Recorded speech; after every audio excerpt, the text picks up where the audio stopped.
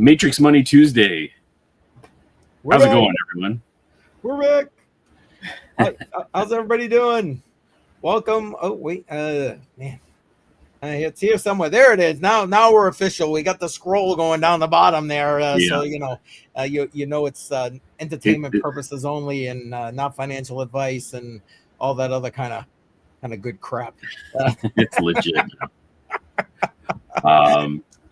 StreamYard has a QR code tool. Did you see that? Yes, I did, and I set it up on mine. I'm like, what's he got going over here? But I see it. There it is. Yeah. So this QR code is for our X account. I just put it in there. I don't know. Probably remove that right now, and we'll pop it in later. Oh, hey, leave it there. People are watching on TV. I know a bunch of us actually. I don't know. Looking at my analytics, watch a lot of my streams on TV, which is kind of interesting. How about you? Did you check out your analytics? No. I got that message, but I haven't looked at it yet. So it'd be interesting to see where everyone's watching us from. Yeah, no, absolutely. Right now, let's take a quick gander. We got people still kind of jumping on in here. Let's see, both sets of X's, mine and the Matrix Money podcast. It looks like we got some people on, pretty much everywhere. I like it. It's pretty much an even split. I'll take it. Good stuff. Yeah, I appreciate having everybody here. Give me 1 second. I'm just trying to organize a window. No, go right ahead. I got 1,000 links open. That's a problem. You need to fix that, bud. Yeah. That's all. Listen, while you're doing that, I'll just give a quick shout out to everybody that's kind of popping in the chat. We got BC Port Pierre, as always. Appreciate you being here. Welcome, Damn sir. It, Dave in the house. Yes. Damn it, Dave. Yes. How Sam looks in that picture is the exact reason I never use the exchange. Yeah, he doesn't even look trustworthy. It's true though, man. BC with the facts. The signs were there the whole time. You have to look at it. Oh man, it's so true. It's so true. Fabs blocks. Appreciate you being here. Welcome. Did you get your screen all set up there, Jar? Yeah. We're good now. Well, where would you like to start? Because we got so much positive news here. Well, there's definitely going to be a lesson learned from this one. Yeah, get your crap off the exchanges. There's the. That's the theme. That's the thing that we're going with. Boom. There it is, right there. Where are we? FTX. How about I pop this up on the screen since it's our thumbnail? Yep. And this is from CryptoJar, but it's all over X. And FTX is going to begin their payouts as of today. So you had heard some news that it's already $5 billion has been sent out? That's what I heard. I was seeing those kind of headlines popping around X. So hopefully that's accurate. So far today, $5 billion. There's going to be a lot of distribution going on. Yes. Yeah. So the distribution, from what I heard, is going to vary depending on where you are. The .com customers will be receiving anywhere from 80 to 95% of what they had on the exchange. There's going to be creditors that are going to get up to 118% of what they had on the exchange. And then outside people will range. It just really depends on the region that you're in. It goes anywhere from 82 to 100%. So overall, I think that's pretty good when we're talking about recovery of your funds that's in an exchange that got completely liquidated. A lot of people got hurt on this one. It's a long time coming. It's been, 5 years, maybe longer? It's been a while. It's been a few years, yeah. Yeah, and at least it puts some faith in the system. People are being made whole, or almost whole. So I'm happy about that. If you got caught up in the whole FTX debacle, let us know in the chat. Not that put it in the chat. You did. Or at least put like a 1 in the chat. How's that? We'll keep it simple, stupid. Put a 1 in the chat. Yeah. One thing that's funny about FTX is there was a whole bunch of staking that was involved on their exchange, and Canada. I'm in Canada. I'm in Toronto. Was allowed onto the exchange shortly after that happened, but the sign-up process was very long. So I was trying to get into the exchange and trying to stake my stables in there, because I think the return was almost double digits. If it wasn't 9%, it was like 10 or 11%, something ridiculous. I tried. I got approved. I signed up to the website. FTX went down. Everything went completely down. I must have had a guardian angel watching me. I was gonna say God was with you there. Yeah. Yeah, I'm the fool who bought Solana at the top. I just recovered that, so this would have been another dent in my wallet. But I'm happy. I'm happy about that. Yeah. Well, you can't get them. You can't get the guardian angel to get them all right there. You know, No. the guardian angels in my life get the crap beat out of them. That's all I'm saying right now. Okay. All right. Yeah, so, and Steve Hickey just kind of jumping in and automatic. Hey, Steve. Automatic beats. Let's go. Welcome. Yeah, exactly. Appreciate you guys. Oh man, yeah. Well, you're right. I am glad to see that people will be getting some relief and recovery from what they potentially have lost on FTX. Yeah. Yeah. And yeah, BC, good point. It definitely a lot quicker turnaround than Mt. Gox. That's true. Although Mt. Gox was the proverbial test case, I guess, for this kind of thing, and outside of the jurisdiction of some of these mainstream. Well, I guess maybe not. I guess you consider the Asia part of the world and first world. I don't know. I'll let you guys decide on that there. But I want to just share this as well because I thought this is interesting. This is just a week ago. So his account went active on the 23rd, and it was just a good morning tweet. It got spammed like crazy as soon as it happened. But yeah, I don't know. Apparently somebody else has access. Well, it says it right here. SBF is not posting himself. He's in prison. This is a friend posting on his behalf. So someone has access to his account during this process, which will be interesting if we see any more posts coming out of there. Yeah. Well, I don't want to see anything from him, quite frankly. Not again. I saw, Oh man, God help me. I saw, yeah, Jesus. FTX for what it was. I couldn't believe that they were doing all the advertising they were doing, Super Bowl this, commercials that, and yeah, I'm with you right here. BC 0 for automatic beats. There we go. But anyway, a jar will be crying if that happens. I'll just say. Yeah. To unstake takes 30 days, so it'll take a while for me to even have access. Yeah. Oh man.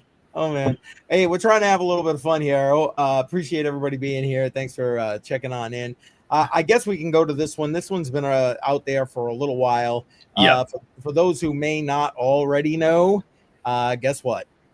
TradeOgre. Yeah, that's it. It's done. It's a done deal. You ain't getting, well, okay, you may get some funds back when it's all said and done. But right now, the Royal Canadian Mounted Police are going and confiscating TradeOgre, or have already done so, actually. So it is what it is at this point. According to this, they confiscated about $40.5 million worth of crypto. That's US. They also had it in Canadian, 56 million here. Basically saying that this is the first time that an exchange has been completely dismantled by Canadian law enforcement. Well, again, all the more reason to get your crap off centralized exchanges. Here's round number 2. Again, use them like a public restroom. Go in, do your business, get out. That's what you gotta do. I'm so serious. I stole that from Crypto Crow, and I will continue to use it. I'll even claim it as my own. So, Crow, if you're listening, sorry, man, I'm going to claim that as my own. That's awesome. But anyway, yeah, and it goes into the details here. Again, links to everything that we're showing you are in the description on all the YouTube channels. So go ahead and check it out. And bottom line is, we hopefully we will see some remuneration for the people who kind of got caught up in TradeOgre, but I wouldn't hold my breath. That's not a lot of money in the big scheme of things. Less than $50 million, right? In crypto. I mean, I know TradeOgre wasn't necessarily the biggest exchange, but correct me if I'm wrong, Jar. They had some pretty decent volume for basically all alt exchange. Yeah, like cryptos like Monero. Monero is definitely a big one because you couldn't get it on many different exchanges. This is one of the few places you'd have access to it globally. There was a lot of other startup cryptos, POW coins and everything else that's out there that would get listed on an exchange like TradeOgre. was very useful, especially if you're trying to start up. It was definitely one of the sketchiest websites I've been to. It never changed. It was always the same website. But yeah, it's sad to see this go. I personally did not have an issue with any coins on the exchange. I was always able to get it off. I know some people had issues getting it off. Sometimes accounts were frozen for a period of time. But didn't have an issue. I had a little bit of money left on the exchange when this went down. I'm just talking about a couple bucks, really nothing. But that sucks because I actually did what I preach is I take a lot of my altcoins off and I put it in my hardware wallet. So yeah. Good. How about you? Did you have anything in TradeOgre? No, I've literally used TradeOgre like twice. And both times it was to buy privacy coins. I bought some Pirate Chain and I bought some Darrow. And again, that's what I preach. Use it like a restroom. I got what I needed, got it the hell off the exchange. And it's been years since I used TradeOgre. So I, again, safe on FTX front, safe on the Ogre front. So winner, chicken dinner for me. My guardian angel saved a couple of drinks. I'm just saying. Lad in the house, appreciate you being here. Yeah. Oh, here we go. Kamikadia. Oh, there it goes. Oh, Canada trashing. Oh boy. We're gonna shit all over Canada. All right. Okay. I got thick skin. It's all good. Oh man, that's so funny. It's so funny. Who else we got in here? Tech Man's in the house. Appreciate you being here. Andy in the house. Appreciate you being here. Well, thank you, Andy. And the knots thing.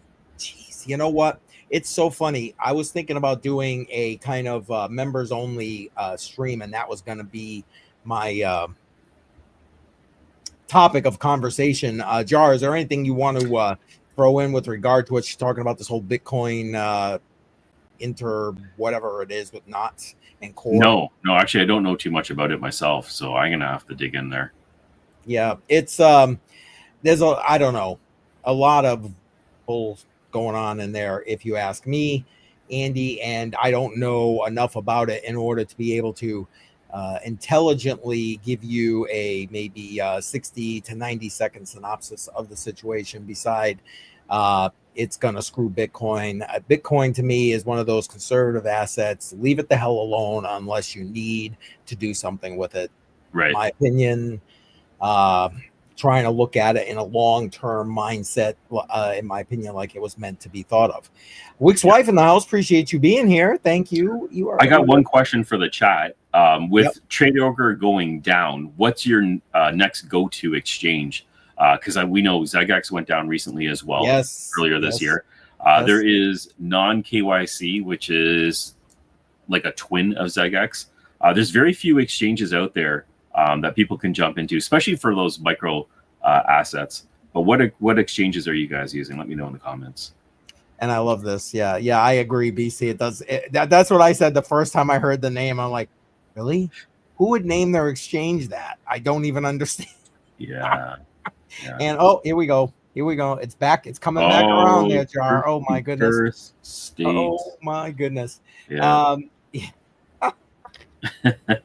Oh man. And there you go. I feel like there's a bit more to it than that, Andy, and I could be wrong. I'm not saying you're incorrect here. Matter of fact, I've heard this right here said about the whole thing going on with Bitcoin, but like I said, to me, it's like leave it the hell alone. Leave it alone. Bitcoin is its asset of its own. You don't really build anything on top of it. That's just going to slow the network down. Doesn't seem to make any sense. There's way more efficient networks out there. Solana. There's a lot of efficient networks out there that you could actually build on that have a lot more speed, a lot more efficiency, a lot more liquidity as well. Agreed. Amplifier Gaming, welcome. Yeah. Andrew, welcome. Up? Andrew's in the house. Welcome, my friend. Yes, much appreciated. Thank you. Okay. I was gonna say, because I was starting to listen to some of these, video breakdowns and reading things. Hell, even just listening to Sailor, and I can't stand listening to Sailor. Man, I felt like my head was just gonna go. You know what I mean? I was like, Jesus. Anyway, but again, I'm not that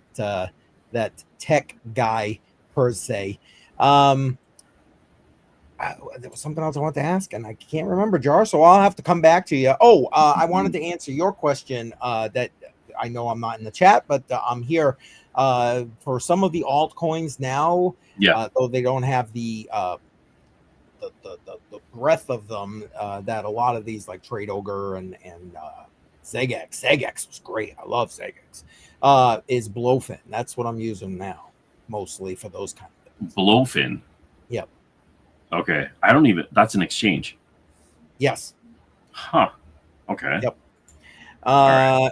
And that's the one I'm using primarily. Although, I mean, and then if I have to, otherwise crypto.com. But mostly for those kind of things. I don't like trading on stuff like crypto.com. Blowfin, they're not currently, though they're centralized, not currently KYCing people. So, kind of the Zegex / TradeOgre model. So that's what I'm using. Okay. All right. For me, I've actually just been using Mexi a lot, even though it's not one of those type of exchanges. The listing fees and everything else are there. But I haven't, since earlier this year, since the Zegex went down, I haven't been dabbling into those very micro-sized coins. POW coins and all other stuff I've kind of stayed away from quite a bit.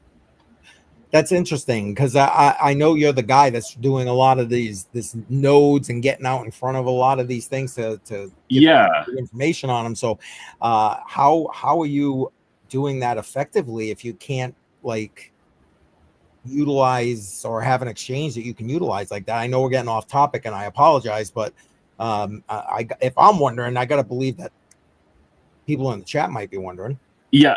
It's I'm not. That's really what it comes down to. Is I'm actually staying away from a lot of newer projects until they show their worth, at least a little bit, and show that they're trustworthy. Because we've seen so many micro projects just implode after the coin gets released and everything else. Liquidity falls. People take advantage of it. There's very few of them that actually make it through that first hurdle. When it comes to node projects, the node projects I'm watching right now, sad to say, but they have some sort of backing. They're not really community generated projects. They have a little bit of VC funding. They're a lot more stable when they go public and they have their TG. So those are the things I'm looking at right now. And as the market picks up, I'll start looking at the smaller projects. I just don't want to put focus where I can't put focus right now, and then people lose money. And I'm not a fan of people losing money. Facts. Now, do you see that kind of funding as a boom for the DePIN space? Because our next topic touches on the DePIN space, so let's start there. What your thoughts are about that, and then maybe we can jump right into that. Yeah, the funding in the DePIN space, majority of the time, it has some sort of VC backed, backing to it. There is actually, I'm trying to think of a project that doesn't, and nothing's coming to mind. There are a lot of small projects that are using things like Raspberry Pi devices. And they grow from that. Wingbits was one of those projects that actually started off that way, even though they were funded. They've grew and now they have their own dedicated devices. But yeah, those are really hard to find. Yep. And the main thing when it comes to DePIN is if you're going to start from scratch, you want to use something that's reusable, like a Pi device. So at least it has another purpose if this project doesn't work out. If it doesn't work out, yep.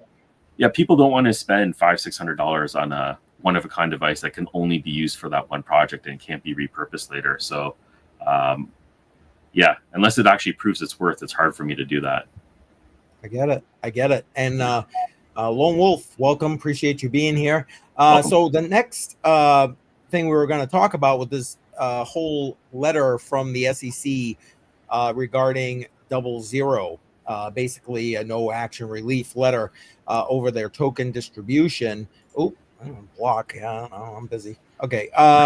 So basically, the SEC's Division of Corporate Finance said it will not pursue enforcement if DoubleZero's native token transfers remain within programmatic utility-based parameters.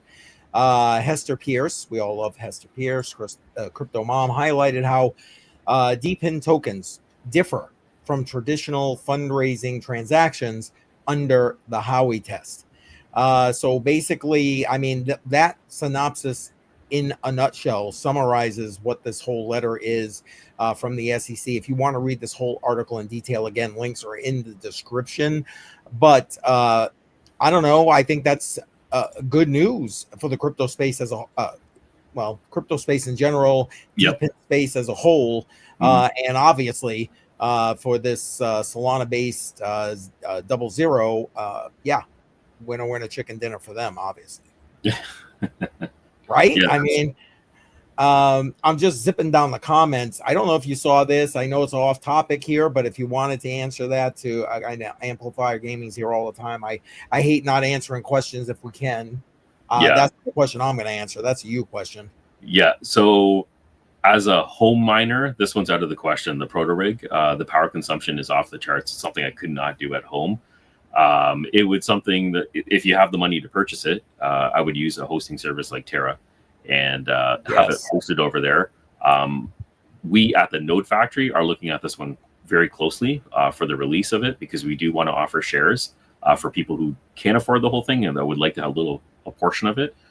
So that will be something that we offer at the Node Factory. We also have to see when it actually comes out, because it was supposed to come out, I believe, at the end of Q4 this year, and now it's Q1 of next year. So I don't know if that'll continually get pushed. But I like it. It's profitable. It's very profitable. But the difficulty, I don't know if you've been watching the difficulty of Bitcoin, but that is just skyrocketing. It's constantly. Oh, yeah. It's like hard and up to up. Yeah, it's like almost a straight vertical line. So you throw some proto rigs out there with their hash rate, and that's just going to catapult it to another level. So it'll be interesting to see where that goes. Yep. And Melissa just joined us. Appreciate you being here, Melissa. Welcome. Let's see. I'm just zipping through real quick. Everybody saying hi to Melissa because Melissa's awesome. Melissa's awesome. Brings the good vibes. She always brings the good vibes. See? And what did I say? Hope everybody's having a good day. See, what did I tell you? She always bringing those good vibes. I love it. Let's see. Just zipping through, trying to catch up here. I wonder if there's going to be, what's that Amplifier saying? I wonder if there's going to be many hosting companies accepting the proto rig. Yeah, that's to be seen. So we're looking for a host right now to handle that, as well as Bitmain has a hydro immersive miner that they're releasing at the same time, roughly around the same time. So trying to find a proper, reliable host for that is going to be another thing. So we're looking into both. But it seems like on paper, it seems like a great miner. Okay. Fair enough. And that about kind of sums up what we had to talk about. Appreciate you guys throwing in all of your questions into the chat, because, we like that. It helps to engage. I really do like it. What's futures? Oh, I hate that part of the conversation. Okay. Because they were talking about perps and stuff. Okay. Jar, I'm going to ask because, we're here and it's with you. Any updates? You just mentioned the Node Factory a few minutes ago. Any updates with the Node Factory? Anything new coming down the pike? Anything like that? Well, those are the Bitcoin miners that we're looking at right now. We're looking for something with at least a reasonable APY. They're all plummeting so quickly that it's not really worth having a new offering. So we're watching mining projects, ASICs specifically, what we want to introduce. The proto rig, the new Bitmain hydro immersive miner is something that we're looking at offering as well when it gets released. So that's not happening until the beginning of next year. What we're looking at later this year would be DPIN shares. If anyone's been watching some of my YouTube shorts, you can see that I've bought some fractals, and these are shares of different projects that's being offered by fractals.fun. That's the website. And I thought it was exclusively going to be XNet, but they've also got partnerships going on with GeoNet and Helium, and they're offering shares for access points around the world that have pretty reasonable returns. You're definitely going to break even. Is it going to be profitable? That's to be seen. I'm about to close off some of the shares that I have right now, so I'll see if I'm making a profit on that. But if we are able to arrange something with Fractals, we're going to be offering something exclusive to the Node Factory, and that'll be something interesting. But again, crypto's in a weird space right now because Bitcoin has touched all-time highs and Solana's up there, but it's so fragmented. It's not like the entire group is growing. It's just portions, right? It's definitely different this year, or this cycle, I should say. I agree. And K Diggity in the house, appreciate you being here. Yes, appreciate you. What's Amplifier saying? You're looking at going? Yes. Yeah, we are looking at it right now. Again, the release of this miner will happen later in the year or beginning of next year. Our number one problem right now is finding a reliable host that does immersion mining. So that's going to be one of it. We want to diversify the back end as much as possible, and we are always looking for reliable hosts. We've partnered up with 3 great ones so far, and we want to continue that, but we still want to split it up to make sure our customers' assets are safe. Facts. And Jay Violet checking in from down under. Yes, good morning to you. Get that coffee brewing. Yeah, appreciate that. Yeah, that would be awesome. Yeah, I love the whole idea of the Node Factory. It's gonna be great. You know, one more Node Factory question, if you'll be good enough to indulge me. Yes. I know when we first started talking about the Node Factory and here and in that interview that I kind of did that I put out for people who are interested, you mentioned something about potentially looking for other and better price points with regard to energy. Yes. Have you expanded, and if so, is there anything like that in the works right now that we should know or could know about? I know you got negotiations we may not be able to know.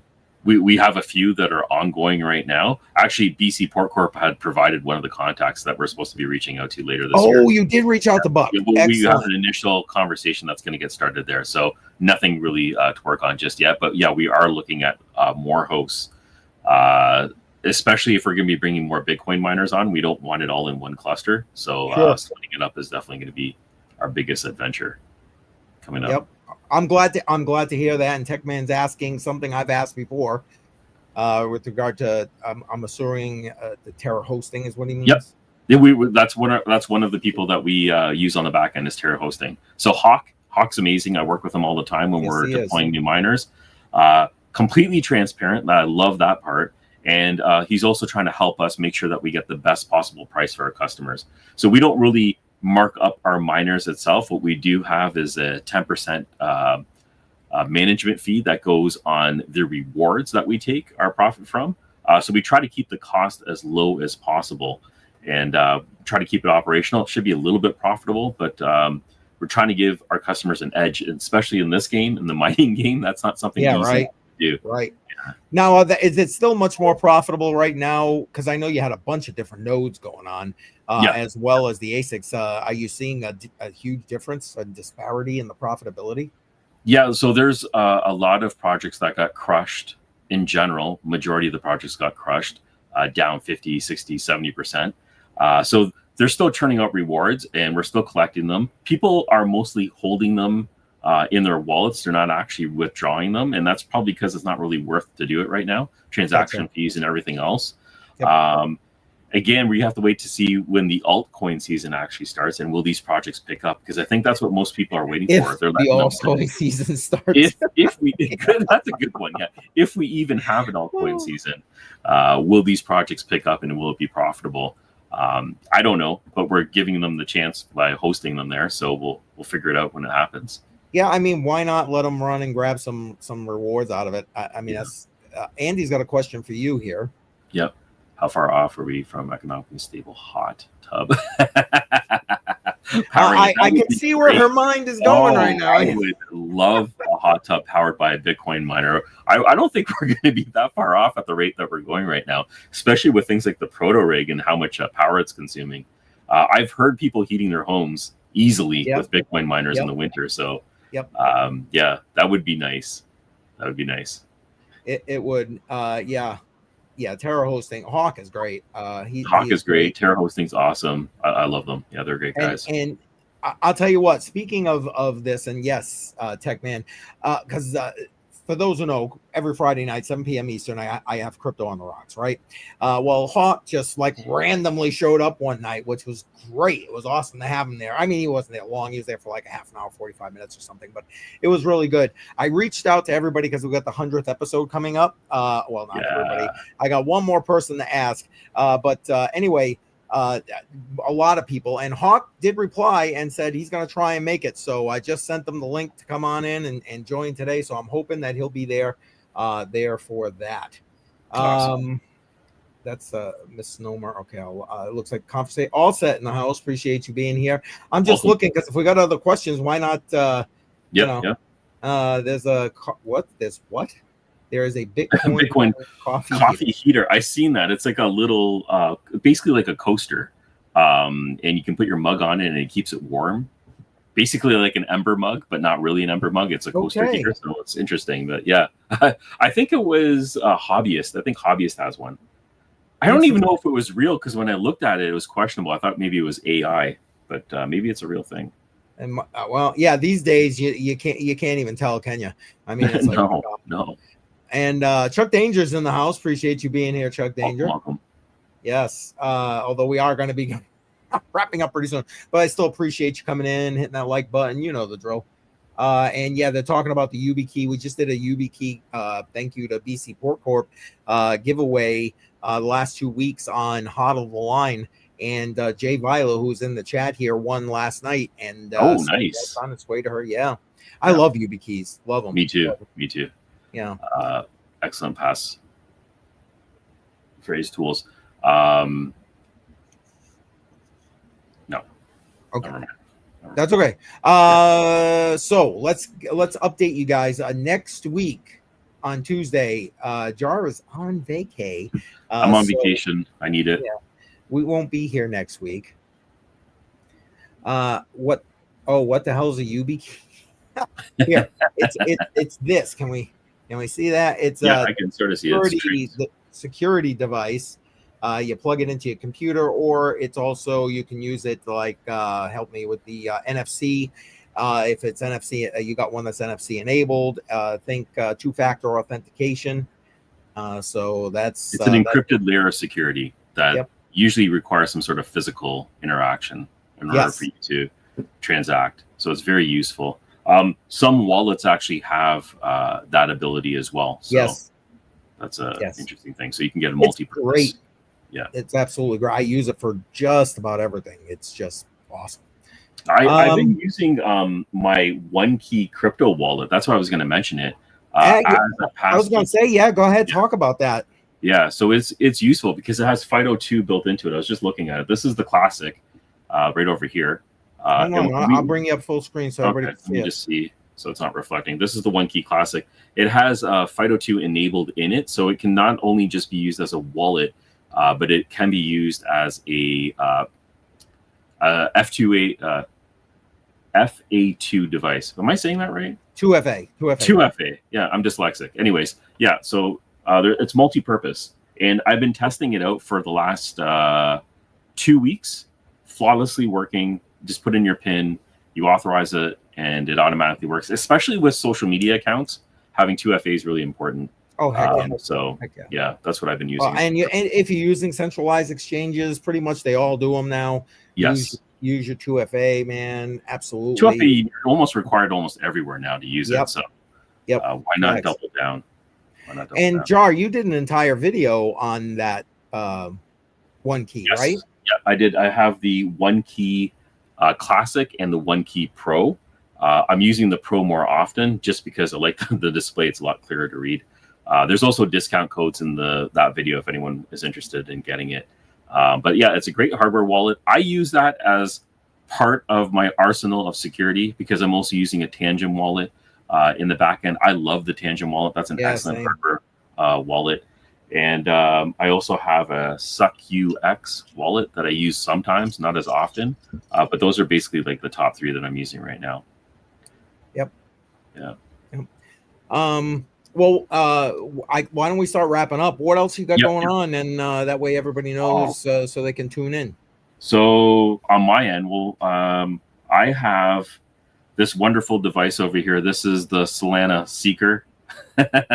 It's a phone, it's a wallet, it's a few different things. So I've been updating. I've been putting out updates almost weekly for the Solana Seeker phone because there's supposed to be airdrops. So the first phone that came out was called the Saga. And with the airdrops alone, people were making over $1,000. Now, I wasn't expecting the same results with this, with airdrops and everything else. I was expecting at least something. And if you pre-ordered it in the summer of last year, you did get a sizable airdrop. If you had cashed it out when you received it, I think people were getting anywhere between $500 to $600 worth, which would offset the cost of this. But they have something called Seeker Season, and they've been releasing new and innovative apps that have been coming along with it. Nothing that's shocking or blowing my mind. But there's supposed to be some sizable airdrops that will happen down the road. So I'm keeping an eye on that. And before I go on vacation, I'm going to be dropping an update about that, as well as a new gaming device that Solana also released, which is called the Solana Play. And it looks like a Game Boy, which is going to be, they're creating their own little gaming ecosystem out of that. So it's pretty cool. And those are the videos I'll be dropping, hopefully this week before I go on vacation. Yeah. What about you, CCM? What do you got? Well, I want to just throw this question at you real quick, and then I'll tell everybody, because I don't have the answer to this, but you might know. Are you familiar with that? It's not going to be GPU mineable? I believe that's true, though I don't know. So I can't answer that because I'm not involved with Flux. I have a couple Flux nodes that are running on Node Orbit, but I haven't been mining it in a very, very long time. But I believe I've heard the same thing, that it won't be GPU mineable. Okay. All right. Fair enough. Yeah. So for me on my channel, tomorrow morning, 11 a.m. Eastern time, Joe, Trade Intuition, and I will be live. We'll be going through our midweek check-in. We'll obviously give you some updates on the government shutdown that, is technically still looming. I'm using my air quotes there. But it looks like it's going to be a done deal. It's going to happen is what it looks like. So, stay tuned for that. But we got some other things we're going to go over with you tomorrow as well beside that. Yeah. Awesome. And then Friday night, again, Crypto on the Rocks, 7 p.m. Eastern time. We're heading toward, like I said, that 100th episode, which is I already kind of got it out there. I'm starting to pepper out those social media posts about it to give everybody the heads up. I'm hoping we can get a real big night that night and just have a good old time. That's gonna be great. That's great. Yeah, I'm looking forward to it. But in the meantime, this Friday, 7 p.m. Eastern time, and this coming Sunday, 7 p.m. Eastern time, right after Billy Goat Tales, we've got the next installment in my educational series for those new to the space. It's going to be myself and Jimmy Jim from Billy Goat Tales. Nice. We're going to be talking online security and crypto security. So make sure that you are watching that premiere.